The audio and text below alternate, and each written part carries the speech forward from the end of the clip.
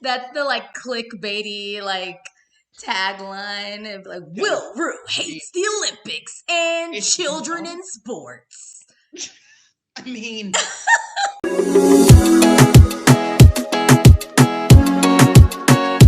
Hey y'all, welcome to Pole Suites or welcome back. Today I'm interviewing Wil Rhew. You may know him from Polemasters Playhouse, Secrets Pole Studio in California, Instagram. I'm just so excited that he agreed to be our first interview of 2026. I can't wait for you guys to see all the juicy topics that we got into. Make sure you give this one a thumbs up. Make sure you subscribe so you don't miss any of our other interviews. All right, y'all, let's get into it with Wil Rhew. Wil, thank you so much for agreeing. You're actually the first interview of 2026, so I'm super excited about that. And thanks for agreeing to do it virtually. I appreciate it. I'm so excited to have you. Why don't you just tell us like a little bit about kind of your background? currently I am an aerial arts and pole instructor. I'm for now retired from clubs. I still take gigs and I'll do featured performances, but I'm not really in a club right now. Mhm. But day job mostly is teaching, instructing. I do workshops, private lessons, and also travel teach a little bit here and there. In about 2017, I started in circus arts. Silks were actually my first apparatus. Oh, okay. And yeah, I know, wild, right? Silks are hard to start with. That's crazy. And I find that the pole girls too, like they either love or hate them. They're like, "Ooh, this thing moves and it's soft." They're not about it sometimes. Guilty. Yes, I started in circus for a couple of years. I don't think I like my healthcare job anymore. I think I want to go pro circus track route. So right before the pandemic hit, I applied to the National Institute of Circus Arts in Australia. I made it in, and COVID. So naturally I was like, okay, no Australia this year, bummer. So I applied again in 2021, made it in a second time. And they admit students towards the end of the year. So I was just like certain that they were going to open the borders. No. So I had a really good friend. Her name's Tess. She lives in Las Vegas currently, and she lived there at the time too. She was like, "Hey, why don't you try to get a gig or land work in Vegas, move out here and see how you like it." Moved to Vegas, did some circus work. It quickly ran out, and so did the money. So that's when, you know how it goes, right? Yeah. Shout out Vegas. Shout out Vegas. Because right now, yikes. So I made the move. That's where I really got into nightlife and club dancing. My personal experience with pole is mostly strip clubs and nightlife. It's a little unfair to say I'm entirely a self-taught dancer. I've definitely had pole mentors, but a good majority of the combos and the skills and the things I've learned, it's been very like kind of see you do, I try, if you will. Right. What pushed you to pursue teaching and competing? I actually don't love pole competitions, and I'll tell you why. Do you want my hot take? I have won PSO 5 times. So I definitely have competed. I've gotten one, I don't like how subjective it is to try to apply a numbered score to art. There's too much room for interpretation for likability. There's no fair way to judge it without sanitizing it and removing the sex worker roots from it so hard that it becomes just gymnastic in nature. But then that attracts a crowd of people that really hate the sex worker origins of it, and the whole hashtag not a stripper crowd.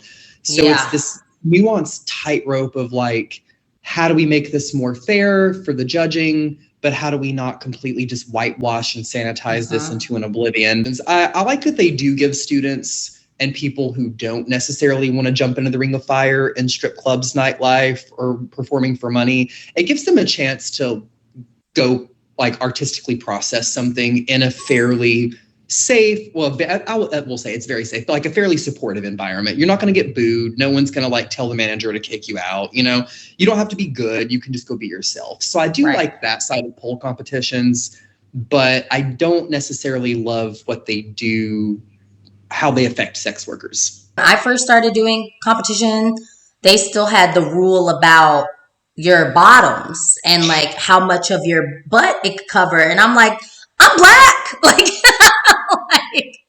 sorry, I have an ass. Right. It's like not, and I remember when they changed that rule, and I was like, thank God, because I was so concerned that like my bikini bottoms weren't gonna cover the right, like the cusp had to be covered or whatever. I was like, nothing is covering the cusp, okay? Yeah, when you're doing flips, tricks, sweating, doing all this stuff, and that's another part of the sex industry being taken out of it, because you know when you're, especially when you're, I guess, working or doing competitions in places that have different laws about nudity and what is stripping versus what is burlesque versus what is dance and Like if I ever went back to a competition, it would have to be something like that where I feel like the integrity is not lost on it, because it is like, sometimes it is like likability politics. So for me, in terms of pole and the pole world, I did take a bit of pole classes because we had no pole studio in Tennessee when I was about to leave. And you and I both know, like in the club world too, you don't necessarily need to be the best pole dancer to be a good hustler. Most of our money is not made on stage. And in the South, you know, being on stage, like they're doing flips, tricks, they're doing all this stuff, people throwing bands and bands and bands. So when I moved here and I started working staff at the club, I was like, why aren't they doing tricks? Like, why are people throwing all this money, and like what's going on? And it just like, it was such a culture shift. I think the South kind of invented like Magic City and King of Diamonds, all those like glory days, golden era clubs. They really invented the make it rain culture. Right. And they get in like tipping wars. But I find that clubs outside of the South are more gentleman's club-esque, even if they're not called gentleman's club. It's more like smooth. You got to be quick at the mouth and quick on your feet. I've learned that from my friends that have danced on the West Coast. They're like, you have to hustle twice as hard to make half the money, because there is no culture of I'm just throwing money to throw it, you know, like just because it's a fun thing to do. And that's how I started leveling up in pole. Was I was like, I got to find a way to make money without looking like Channing Tatum. Right. Because those dudes have spent 10 years on their body. By the time I spend that long on my body, I'll be aged out of the industry. Conceded really early on that I was never going to have a Magic Mike body, which is something like a muscular body is a man's makeup in the erotic dancing world. Yeah. I learned a long time ago, you may not be the most muscular or the bendiest, but you can be the craziest bitch in any room you walk into. Like I will crawl into that ceiling. I will be swinging off of the beam. I will be on fire. But I mean, also like most of the dancers, I work in a male strip club, and most of our dancers are older than they look. And the industry lets men get away with it. They do. And I think said for that. men is often a second career, whereas for women it's a platform or a springboard. Exactly. I said that. Yep. I was like, that's so crazy. I was like, if you like the way that people online talk about 40-year-old women strippers, versus it's patriarchal beauty standards. Women need to be damn near virginal, 18 and fresh meat, but the men need to be seasoned hunks fresh off of Love Island. Right. You know what I mean? Like, right. It's seasoned. It's distinguished, you know. Silver foxes with 20-year-old bodies. Yeah. Most of the dancers that I'm 28, and most of the dancers that I work with are older than me. So if they've survived that long in an industry that this harsh, they are there for a reason. They're not wasting their time. They're making money. Exactly. But you know, it's an economy dependent thing too. It's part of the reason why I retired. Just like 3 years ago in LA, the money was triple what it was when I left. I have to remember that, like, just because you guys are men, we are in a luxury business still. And I was like, if they don't have it, they don't have it. And I try to get them tips as much as I can, but I was like, you know, we ask strippers if a recession is coming for a reason. Like, they know first. People ain't got it like that right now. It's rough out here. And women are smart with their money, honey. I don't care what their sexual orientation is. But they're not spending $1,200 for an hour with you. Men will. You could go sell that to a man. What are some common misconceptions about men in pole dancing? That like the earning potential works, especially in a lot of like heteronormative strip clubs for men. They're just not designed to rake in the amount of cash that can be made in the female industry. So when especially a lot of my male dancer friends will talk about a dip in income or how hard it is to make money in certain cities, I just remind them that like, we don't have the same facilities that female dancers do. So, and women are way smarter with their money. And in gay culture, there's even like the other nuanced thing that gay tipping culture is kind of based on drag queen and go-go tipping culture, where it's dollar. So to hustle a stack of 100 out of a man in there is way harder than somewhere like Atlanta or Fort Lauderdale, where they'll just lay it on the tip rail or toss it on stage real quick. So it's just different. It's different environments, different expectations about how things go, you know? And they know, but I think they forget sometimes that, like you said, women are better with their money. They are. You cannot, like, I just said this. I was like, you will see men that will get bottle service and throw money just because they want to show other people in the club that they can do that. They're just doing it for the sake of the flex. Like, you think that me as a woman, like, oh my God, I just have to spend $600 on a bottle of Tito's. Like, I love us down. Like, I'm a girl's girl every day of the week, but I also know that I'm a penny pincher. Okay, I am Mr. Krabs. I have Scrooge McDuck tattooed on my arm. What helps you convey your sensuality to a large audience? Like, how do you get that across? You're performing for a larger audience in something like a nightclub or like a rave or one of those events where you're kind of a feature, but you may not be the main attraction because you're not, you know. Right. I think you kind of have to come out and do something big and attention grabbing. And that's what I would always do, is I would come out and do some really big, scary, fancy drop pole trick or whatever. And now is my time to work the floor and maintain the eye contact, the audience interaction. You can be as beautiful a dancer as you want in terms of like lines, body, and musicality. But if you can't get people to pay attention to you, then like you as like an aura, almost a persona, you are missing half of what it means to perform. Because anyone can be a technician. You know, you can drill a pole set 100 ways till Sunday and it can be perfect, but the girl that can do it while maintaining eye contact is gonna out earn you every single time. Yeah. So a lot of it is being able to grab attention, but then being able to maintain it. So and when it's a larger audiences, it is a little harder, but if you can get the audience to anticipate when you're about to do something that's big because you've kind of built the pattern into the routine early, they can almost hear it in the music. You're going up the pole, they can almost hear it's about to drop. They don't know what you're going to do, but they know it's going to be something. So with larger audiences, I feel like it's a little bit more of a structure thing. No, I've heard that from women dancers as well. They've said the same thing. It's very much about making that connection with the people that are like reading the room. It's a vibes game. Yeah, I was going to ask you if you had done Pole Masters Playhouse, because I thought I saw some stuff on your Instagram from there, but I wasn't sure. But I was going to say, like, obviously, like, you would be, you're perfect for that. I was kind of in the starter package, if you will. Playhouse. I auditioned and got in the second Playhouse that ever ran.